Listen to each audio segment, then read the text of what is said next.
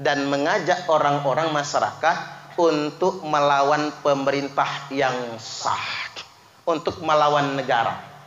Mereka terang-terangan loh mengajarkan Pancasila togut. Togut itu setan kalau bahas kita, mbahnya setan. Pancasila togut, NKRI sistem kufar, kafir maksudnya. Kemudian pemerintah kafir, na'udzubillah. Dan ini belum bisa ditindak. Belum bisa ditindak. Makanya saya mendukung regulasi. Ini biar didengar oleh DPR RI, harus ada regulasi. Aturan yang tegas. Semua paham. Kelompok, aliran, ajaran yang diajarkan kepada masyarakat. Yang intinya menentang Pancasila, anti Undang-Undang Dasar 1945, anti Bhinneka Tunggal Ika, dan anti Negara Kesatuan Republik Indonesia bisa dipidanakan. Tepuk tangan. Setuju kira-kira? Buat pemerintah, rakyat setuju sangat ini. Ya demi kenyamanan kita bersama. Nah ini yang disebut dengan manipulasi. Membenturkan antara beragama dan bernegara, itu manipulasi. Saya ingin kasih tahu Bapak Ibu, tidak semua orang yang bicara agama itu benar menurut keinginan Tuhan. Setuju gak kira-kira? Yang ngomong manusia soalnya. Ada intervensi hawa nafsu. Baik, yang berikutnya, apa bentuk-bentuk manipulasi agama yang sedang marak kita dengarkan sekarang? Satu, khilafah. Ahmad Zain, pentolan Hizbut Tahrir Indonesia, kemarin membuat geger. Dia mengatakan Pancasila bukan kesepakatan ulama, tapi Pancasila itu hasil pengkhianatan Soekarno. Itu viral. Kita semua mendukung agar penegak hukum segera menangkap Ahmad Zain. Setuju gak kira-kira? Satu, dia menghina Pancasila, ideologi negara. Yang kedua, dia menghina Bapak Proklamator, Presiden Soekarno. Kalau di buku pahlawan, nomor 1 pahlawan Presiden Soekarno. Dia hina itu. Dan kata dia, apa sih hebatnya Pancasila dibandingkan dengan khilafah? Khilafah itu kan dari Allah, sedangkan Pancasila bikinan manusia. Ini manipulasi agama, ini kebohongan. Mereka mengatakan khilafah itu dari Allah. Saya kasih tahu cara ngejawabnya Bapak Ibu. Tidak ada satupun perintahnya dalam Al-Quran dan hadis yang mewajibkan menegakkan khilafah. Jadi kalau ketemu orang Khilafatul Muslimin ngajak-ngajak kita masuk, ketemu orang Hizbut Tahrir ngajak-ngajak kita masuk, tegaskan perkara itu. Tidak ada satupun perintahnya dalam Al-Quran maupun hadis yang memerintahkan kita menegakkan khilafah. Baik, kemudian yang berikutnya, baiat sekarang. Bagaimana cara mereka memanipulasi orang awam? Saya kasih tahu cara mereka memanipulasi tentang baiat begini. Waman mata walaisa fi unuqihi bai'atun mata mitatan jahiliyah. Ini doktrin mereka. Barang siapa yang mati tidak ada baiat di lehernya, maka matinya mati jahiliyah. Nanti dari tebak, Bapak sudah pernah baiat?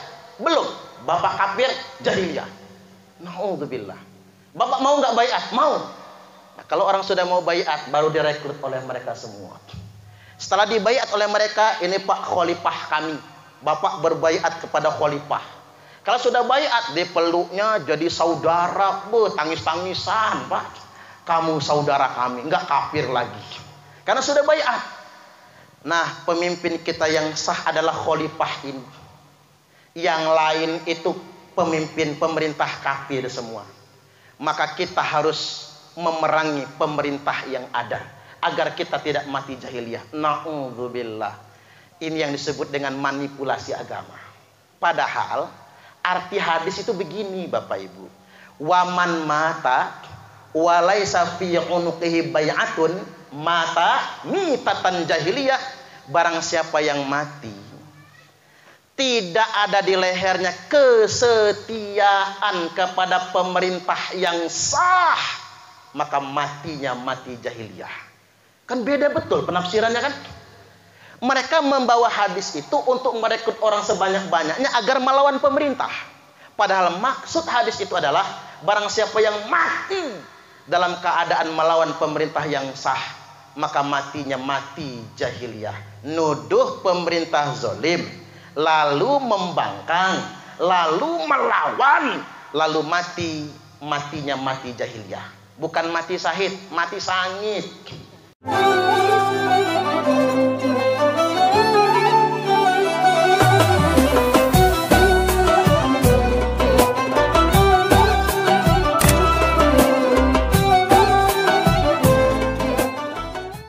Yang penting mudah diingat. Bicara tentang wawasan kebangsaan, ada 3 hal yang mesti kita pahami bahwasanya Indonesia ini adalah negara kesepakatan. Itu yang penting sekali. Jadi bukan negara agama, tapi Indonesia ini negara kesepakatan. Kita menyebutnya dengan negara Kesatuan Republik Indonesia. Kemudian yang berikutnya, yang ketiga, kita hidup di Indonesia ini dengan Bhinneka Tunggal Ika. Makanya saya pakai baju Pancasila. Kasih tepuk tangan. Tepuk tangan dulu. Ini ada burung Garuda, yang kaki burung Garuda mencengkram pita, bertuliskan Bhinneka Tunggal Ika. Berbeda-beda tetap satu jua. Kita mesti menghargai perbedaan yang ada. Makanya semua ideologi eksklusif, ideologi tertutup yang merasa paling benar sendiri dan tidak bisa menerima perbedaan, tidak cocok di Indonesia. Setuju nggak kira-kira? Minggat sono, jangan tinggal di Indonesia. Karena memang nilai-nilai luhur bangsa kita memang sudah dari dulu beragam. Kita sudah dari dulu berbeda. Selama bisa bekerja sama, kita kerja sama. Tapi ketika perbedaan itu tidak bisa bekerja sama, yang penting jangan saling menyalahkan. Beda agama sudah ada rumusnya dalam Islam sekalipun. Lakum dinukum waliyadin. Kita amalkan keyakinan dan kepercayaan kita masing-masing.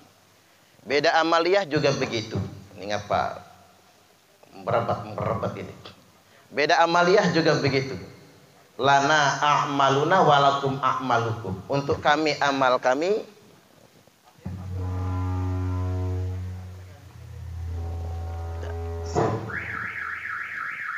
ini dimatikan ya. Amal.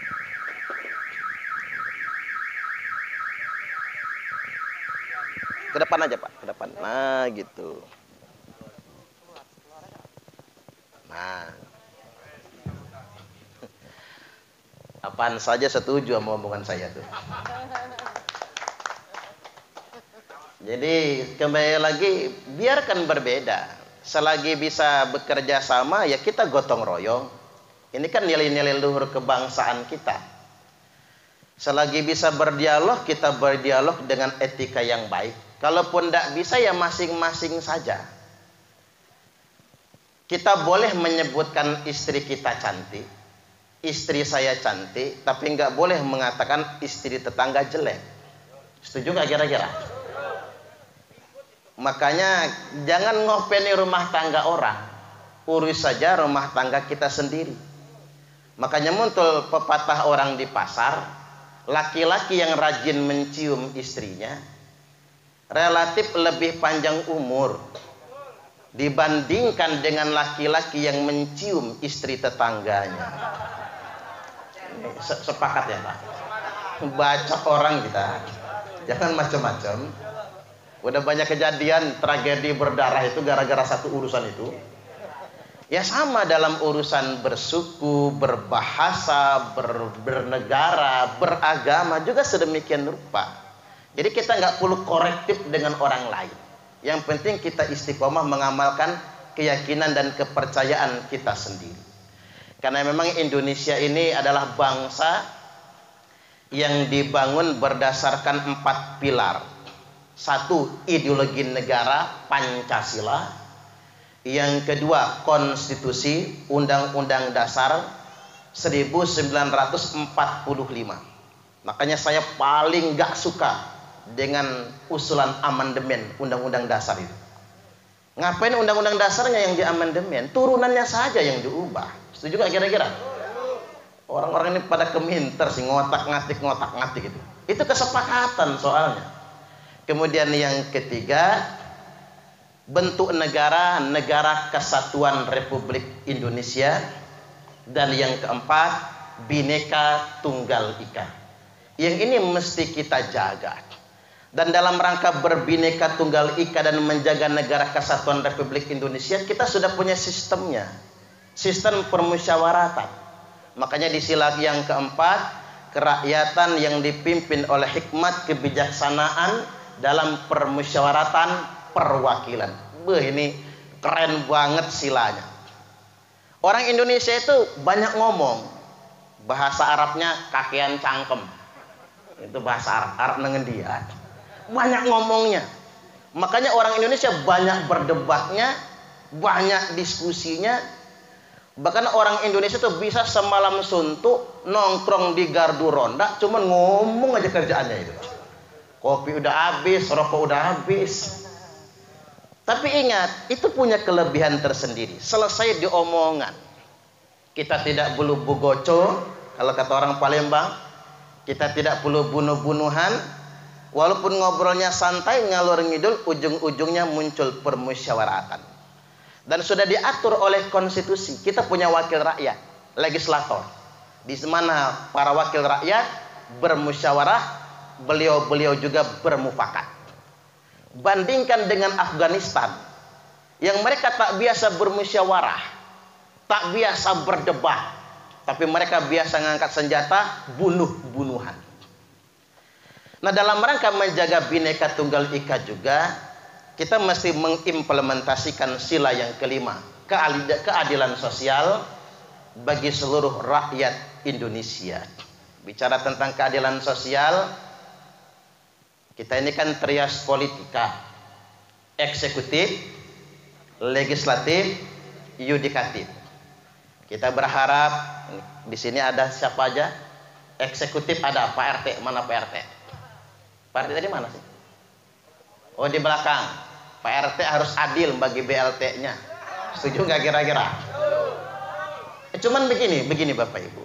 Biar Pak RT juga nggak bingung, Orang Indonesia ini kaya-kaya, tapi mentalnya miskin. Contohnya apa?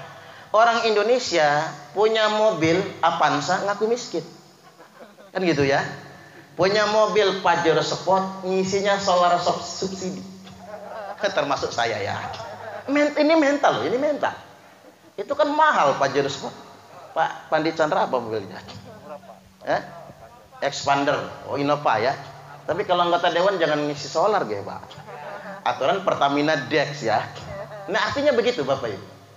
Orang Indonesia ini HP-nya Android semua. Betul. HP-nya Android semua. Kemana-mana selfie. Jalan-jalan ke Mutun, selfie. Makan di Begadang Resto, jus pinang muda, selfie. Jalan-jalan ke Lembah Hijau, selfie. Lembah Hitam. Jangan selfie ketahuan Pak. Bahaya itu. Dibilang miskin marah, tapi nggak dapat BLT, ngamuk. Ketua RT diamuk-amuk. Payah ketua RT nggak adil, saudaranya semua yang dikasih. Oh, bener ya Pak, bener. Waduh, balas dendam nih kayaknya. Ya panas kuping Pak RT. Akhirnya Pak RT pening. Bagi BLT berikut saudara nggak usah dikasih. Yang dikasih orang lain semua. Saudaranya yang ribut, payah punya saudara jadi ketua RT. Nggak ada gunanya. Orang mah dikasih, kita mah kagak. Tambah pening Pak RT, stroke dia malahan. Mana gaji 3 bulan nunggak ini ya. Allahu Akbar. Eksekutif, kita belajar adil tapi proporsional. Ingat Bapak Ibu, jangan berasumsi. Banyak rakyat ini berasumsi kepada penyelenggaraan negara. Muncul fitnah akhirnya. Kemudian yang berikutnya legislator.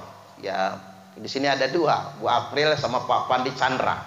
Kita rakyat di bawah ini ditengok-tengok dong. Betul nggak kira-kira? Cuman saya ingin luruskan Bapak Ibu. Jangan sering-sering minta duit sama anggota dewan tuh. Emang dari mana duitnya? Dia kan bukan punya kuasa anggaran kan begitu. Ya tapi kalau diundang kondangan datanglah Pak Chandra ya.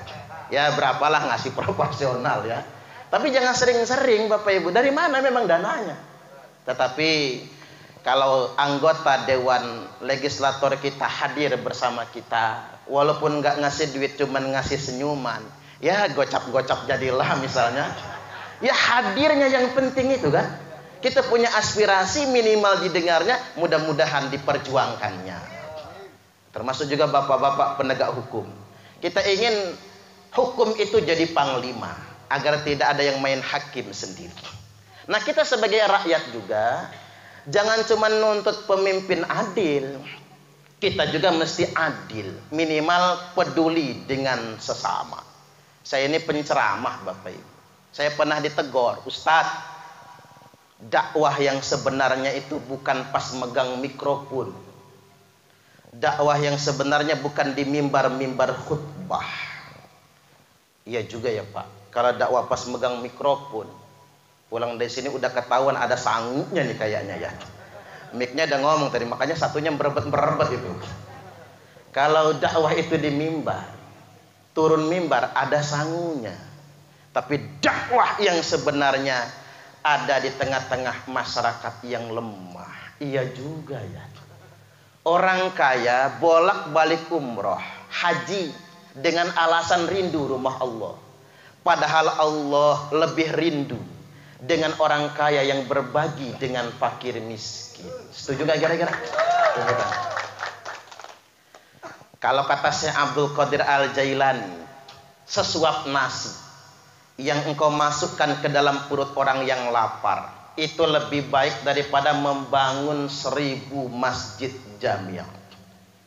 Cobalah di Bandar Lampung ini Pak, jumlah masjid musola itu 800 lebih, sudah mau 1000. Mana rata-rata masjid musola berdiri tanpa izin. Kalau ditegur sama pemerintah, kriminalisasi katanya. Semau-maunya. Bahkan sudah bagus bongkar pasang, bongkar pasang, bongkar pasang. Padahal susuap nasi yang dimasukkan ke dalam perut orang yang lapar itu lebih baik daripada membangun 1000 masjid jami. Berhentilah dulu umat Islam ini berlomba-lomba mempermewah masjid. Ada tetangga kita yang gak kebeli beras, iya Pak ya. Ada tetangga kita yang gak kebayar daftar ulang sekolah. Coba sih Bu April digodok di DPRD Provinsi Lampung itu, daftar ulang sekolah dibebaskan. Setuju gak kira-kira? Ini mahal Bu April. SMA itu ada yang 7 juta kan, ada yang 14 juta. Ya kalau dia lulus SMK pasti dapat kerja, enak juga, nggak apa-apa hitung-hitung nyogok kan gitu ya. Cuman masalahnya Bapak Ibu, ini nasibnya juga belum kejamin. Ini dorongan kepada pemerintah Provinsi Lampung lah. Karena banyak yang ngeluh biaya daftar ulang SMK mahal sangat sekarang ini. Ya negara ini hadirkan buat keadilan sosial, betul nggak kira-kira? Nah, ini betul-betul wawasan kebangsaan. Nggak apa-apa Bu April, nggak apa-apa. Ini biar sampai ke kupingnya Pak Gubernur ya. Baik, kemudian yang berikutnya saya mau stressing ke materi penting betul yang hendak saya sampaikan hari ini. Belakangan Bapak Ibu, ada orang-orang yang sengaja hendak membenturkan antara beragama dengan bernegara. Ada sekelompok orang yang mengatasnamakan agama untuk melawan negara. Bahkan yang saya herannya banyaknya malah di Bandar Lampung, Khilafatul Muslimin. Saya terganggu betul Pak polisi sama pelang-pelangnya itu dulu. Sekarang kelar dia. Hebatnya lagi khalifahnya di Bandar Lampung. Ternyata Bandar Lampung punya khalifah internasional. Ini namanya zaman-zaman edan itu ya begini Pak. Ada nabi palsu dari Bandar Lampung namanya Yusman Roy. Ada Imam Mahdi palsu. Ada khalifah palsu. Ada malaikat Jibril palsu namanya Lia Eden. Macam-macam Indonesia ini. Ada imam besar palsu, ngaku-ngaku kerjaannya. dan mengajak orang-orang masyarakat untuk melawan pemerintah yang sah, untuk melawan negara. Mereka terang-terangan loh mengajarkan Pancasila togut. Togut itu setan kalau bahas kita, mbahnya setan. Pancasila togut, NKRI sistem kufar, kafir maksudnya. Kemudian pemerintah kafir, na'udzubillah. Dan ini belum bisa ditindak. Belum bisa ditindak. Makanya saya mendukung regulasi. Ini biar didengar oleh DPR RI, harus ada regulasi. Aturan yang tegas. Semua paham. Kelompok, aliran, ajaran yang diajarkan kepada masyarakat. Yang intinya menentang Pancasila, anti Undang-Undang Dasar 1945, anti Bhinneka Tunggal Ika, dan anti Negara Kesatuan Republik Indonesia bisa dipidanakan. Tepuk tangan dulu. Setuju kira-kira? Buat pemerintah, rakyat setuju sangat ini. Ya demi kenyamanan kita bersama. Nah ini yang disebut dengan manipulasi. Membenturkan antara beragama dan bernegara, itu manipulasi. Saya ingin kasih tahu Bapak Ibu, tidak semua orang yang bicara agama itu benar menurut keinginan Tuhan. Setuju nggak kira-kira? Yang ngomong manusia soalnya. Ada intervensi hawa nafsu. Entah dia kiai, entah dia ustaz, termasuk tokoh-tokoh agama apapun. Kalau dia sudah bicara agama, belum tentu persis maunya Tuhan kayak gitu. Belum tentu. Karena begini, wa ma yantiqu anil hawa. Hanya Nabi kalau ngomong nggak pakai hawa nafsu. Ini garansi Tuhan, garansi Allah. Hanya Nabi. Tapi kalau manusia biasa, kadang-kadang pakai intervensi hawa nafsu. Dulu di Teluk Betung ini ada penceramah dengan semangatnya ngereng-ngereng, ngeden-ngeden. Di Teluk Betung kan ceramahnya akbar, ngomongin Presiden Jokowi banci. Coba buka celananya, jangan-jangan haid. Na'udzubillah. Mungkin Pak polisi ingat kali ya. Dan di situ ada polisi, ada TNI. Sampai aparat pulang dewe-dewe, nggak enak juga ngedengarnya. Saya tanya di Polda, nggak dipidana aja orang satu itu. Waduh Ustaz, kalau dipidana makin viral. Nanti dia malah naik daun, pengikutnya makin banyak. Yang kesel tuh nih, saya nih yang kesel. Cuman untung saya baca hadis Nabi, Bapak Ibu. Man ahana sultana ahanahullah. Barang siapa yang menghina pemerintahnya sendiri, maka pasti suatu hari nanti dia akan dihinakan oleh Allah. Ternyata benar. Dia tidak dipidana gara-gara menghina presiden, tapi dia dipidana gara-gara kasusnya yang lain. Bahkan sudah 2 kali masuk penjara ini. Artinya Bapak Ibu benar, menghina pemerintah maka pasti akan dihinakan oleh Allah Subhanahu wa taala. Maka hati-hati dengan itu semua. Baik, yang berikutnya, apa bentuk-bentuk manipulasi agama yang sedang marak kita dengarkan sekarang? 1, khilafah. Ahmad Zain, pentolan Hizbut Tahrir Indonesia, kemarin membuat geger. Dia mengatakan Pancasila bukan kesepakatan ulama, tapi Pancasila itu hasil pengkhianatan Soekarno. Itu viral.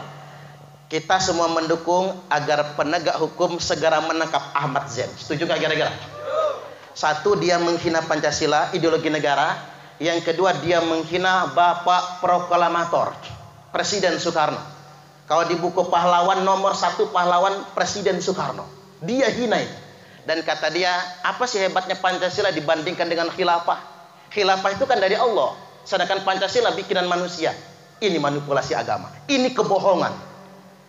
Mereka mengatakan khilafah itu dari Allah. Saya kasih tahu cara ngejawabnya Bapak Ibu. Tidak ada satupun perintahnya dalam Al-Quran dan hadis yang mewajibkan menegakkan khilafah. Jadi kalau ketemu orang Khilafatul Muslimin ngajak-ngajak kita masuk, ketemu orang Hizbut Tahrir ngajak-ngajak kita masuk, tegaskan perkara itu. Tidak ada satupun perintahnya. dalam Al-Quran maupun hadis yang memerintahkan kita menegakkan khilafah. Ini murni manipulasi, Pak, kebohongan. Bahkan dalam sejarah ada khilafah tapi Nabi membatasi. Al-khilafatu fi ummati talatuna sana. Kekhilafan di tengah-tengah umatku itu kata Nabi cuma 30 tahun. Tsumma mulkun, habis itu ganti kerajaan. Abu Bakar 2 tahun, Umar 10 tahun, Utsman 12 tahun, Ali 6 tahun. Pas 30 tahun. Habis itu kerajaan. Ini manipulasi pertama. Yang kedua, kemarin sempat lihat bendera hitam tidak? Dulu-dulu itu. Yang bendera hitam, mereka klaim bendera tauhid. Itu manipulasi. Jutaan warga bangsa Indonesia ditipu oleh mereka semua. Sejak kapan tauhid punya bendera? Sejak kapan coba Pak? Nggak ada itu. Malah fatwa Majelis Ulama Nanggur Aceh Darussalam, ndak boleh nulis kalimat tauhid di bendera itu. Itu penistaan malahan. Coba bapak-bapak nulis kalimat tauhid di topi. Habis itu masuk toilet kencing sambil berdiri. Kan gak sopan itu. Termasuk di baju. Jangan tulis kalimat itu. Termasuk ibu-ibu ini pakai liontin kalung. Nggak boleh pakai lafaz Allah karena akan dibawa masuk toilet. Daripada lafaz Allah mending nama suami saja. Pandi Candraku sayang. Hitung-hitung pengikat biar gak kemana-mana lah. Begitu Bapak Ibu. Nah hati-hati. Baik, saya masuk ke dalil dulu biar mantap kita. Jadi kader-kader Bapak Ibu semua, ini buat modal ya. Idza ra'aitumur rayatis sud, apabila kalian semua melihat bendera hitam dikibarkan. Mulai sekarang jangan pernah nyebut bendera tauhid. Bendera hitam. Apabila kalian semua melihat bendera hitam dikibarkan, falzamul arda wala tuharriku aydiyakum wala arjulakum. Tetaplah di bumi kalian masing-masing, mantap-mantaplah di rumah kalian masing-masing. Jangan ikut-ikutan mereka. Jangan gerakkan tangan kalian, jangan gerakkan kaki kalian, karena mereka itu pengikut bendera hitam palsu. Qulubuhum kazuburil hadid. Pengikut-pengikutnya itu hati mereka keras bagaikan baja. Coba lihat yang pakai bendera hitam itu.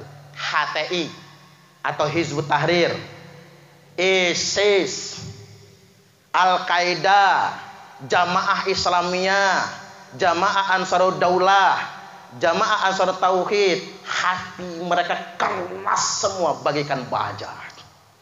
Diceramahin ya, saya ceramah depan Bapak Ibu aman. Depan mereka bisa kelar saya. Hati mereka tuh keras, nggak bisa diomongin, nggak bisa dinasehatin. Maka yang paling tepat borgol. Setuju nggak kira-kira? Harus ada penegakan hukum terhadap itu semua. Negara nggak boleh kalah dengan preman-preman yang berjubahkan agama, dengan perilaku kriminal yang mengatasnamakan agama. Saya pernah diprotes orang, Ustadz kok sama preman gak galak, tapi sama kami galak. Kata saya, kalau preman dia minum minuman keras, dia sadar itu dosa. Dia mabok, dia teler, dia main judi, dia sadar itu dosa. Dia menyadari, kalau kita ingatkan, ya Pak Haji ntar juga tobat gua, kata dia kan gitu.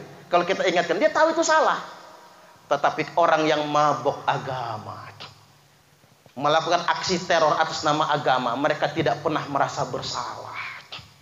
Mereka mengatasnamakan agama tapi untuk berbuat kejahatan. Makanya saya juga heran Pak, mengapa mereka melakukan itu semua? Nyerang rumah ibadah agama lain, nyerang gereja misalnya, nyerang vihara. Emang apa salahnya jemaat gereja? Emang apa salahnya jemaat vihara? Padahal dalam hadis jelas, man qatala nafsan mu'ahadan lam yarah raihatal jannah. Barang siapa yang membunuh saudara non muslimnya, ini bukan bicara muslimnya, non muslim. Barang siapa yang membunuh saudara muslim non muslimnya, maka yang membunuh itu tidak akan pernah mencium baunya surga. Jangankan surganya, baunya aja nggak dapat. Makanya saya heran, dari mana mereka mendapatkan itu semua. Kemudian yang berikutnya, saya kembali ke bendera hitam tadi. Ada yang nanya, Ustadz, emang ada tah bendera hitam beneran? Ya ada nanti. yakni ketika Dajjal sudah menjajah dunia. Kalau Dajjal sudah menjajah, semua negara ini sudah lumpuh semua. Dajjal menjajah dunia, pasukan Imam Mahdi menggunakan bendera hitam sebagai tanda, sampai turunnya Nabi Isa Al-Masih di Menara Putih Damaskus dan berhasil membunuh Dajjal. Maka sebelum Nabi Isa turun, sebelum Imam Mahdi datang, yang pakai bendera hitam palsu semuanya. Jadi jangan pernah percaya. Tanda Dajjal mau muncul apa? Terjadi kemarau 3 tahun berturut-turut. Ini kayaknya mendung ya. Kalau mendung mau hujan, kiamat masih tangeh berarti. Jadi jangan mengkapitalisasi hari kiamat. Baik, kemudian yang berikutnya baiat sekarang. Nah, sekarang begini. Kita ini sedang merancang ikrar setia NKRI dan lepas baiat terhadap Khalifah Khilafatul Muslimin. Cuman orang Khilafatul Muslimin itu Pak Polisi hanya mau ikrar setia, tapi nggak mau lepas baiat. Nyelelek mereka ini ya. Itu namanya ngebunglon, kamuflase itu namanya. Makanya saya sarankan ke Polda, nanti dulu kata saya.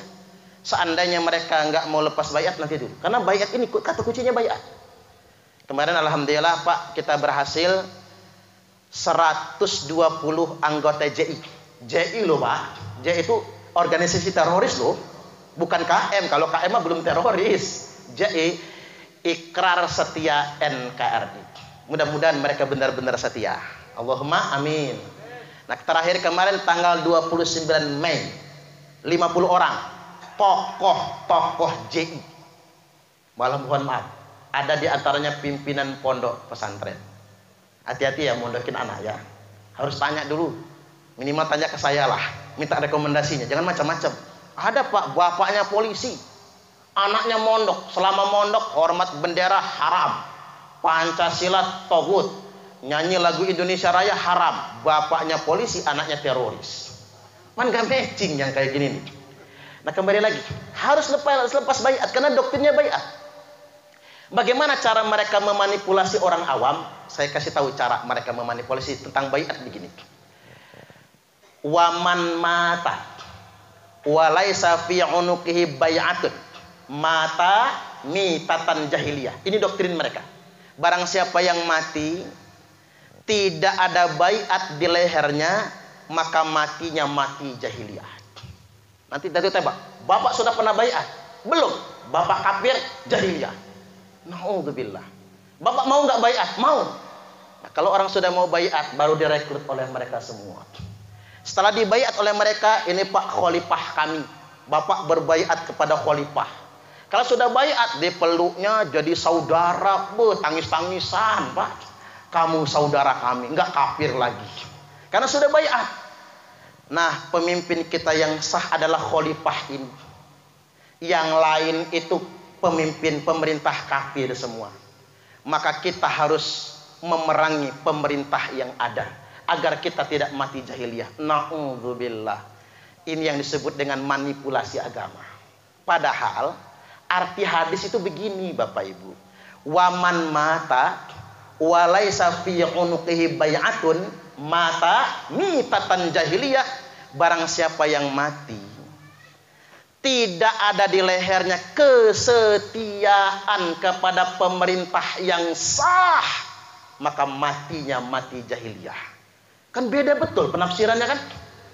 Mereka membawa hadis itu untuk merekrut orang sebanyak-banyaknya agar melawan pemerintah.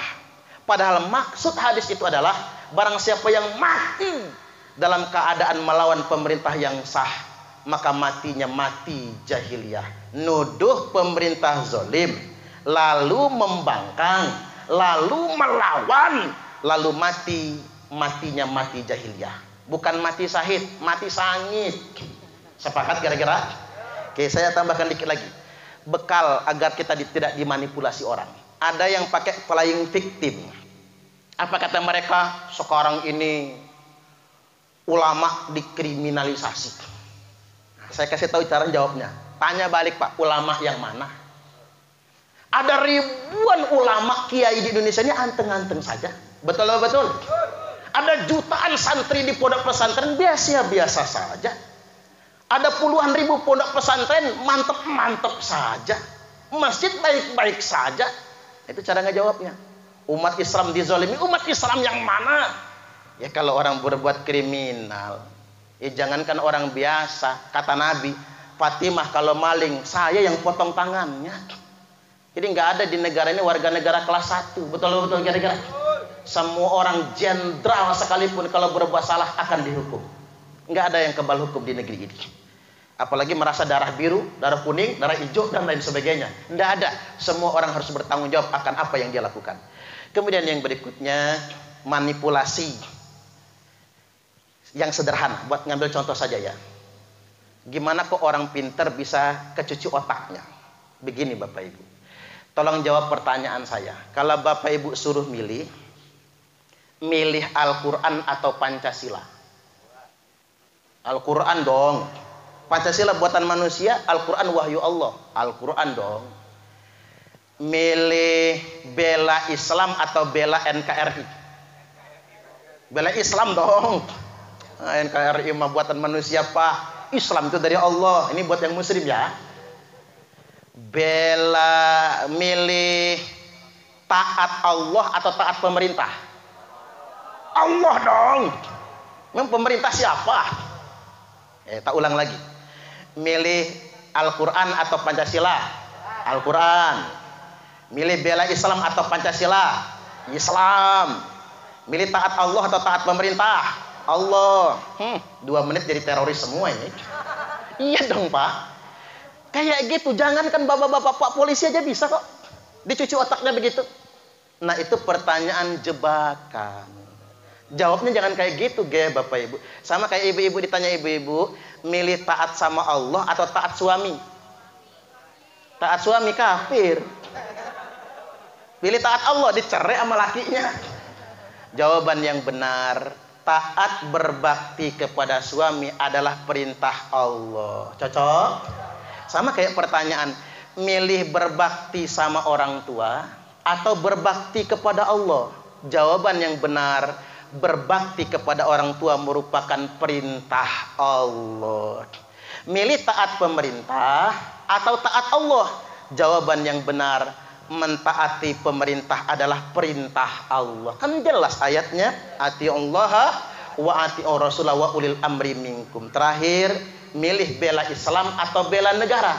Jawaban yang benar, bela negara merupakan ajaran agama. Hubbul waton minal iman. Cinta tanah air merupakan sebagian dari iman.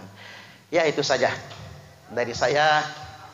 Kalau pengen lebih puas, nonton di channel YouTube saya. Channelnya Ustadz Suparman Abdul Karim. Jangan lupa di subscribe tapi ya. Terus kalau ada iklan tuh jangan dilewatin Pak Bu. Ya hitung-hitung buat bantuin channel saya itu. Ya alhamdulillah sudah 99.000 subscriber. Nanti gara-gara saya ngisi materi hari ini, mudah-mudahan 100.000 subscriber. Masuk silver play button ya. Mudah-mudahan baik demikian. Mudah-mudahan ini semua bermanfaat. Wallahul muwaffiq ila aqwamit thoriq. Wassalamualaikum warahmatullahi wabarakatuh.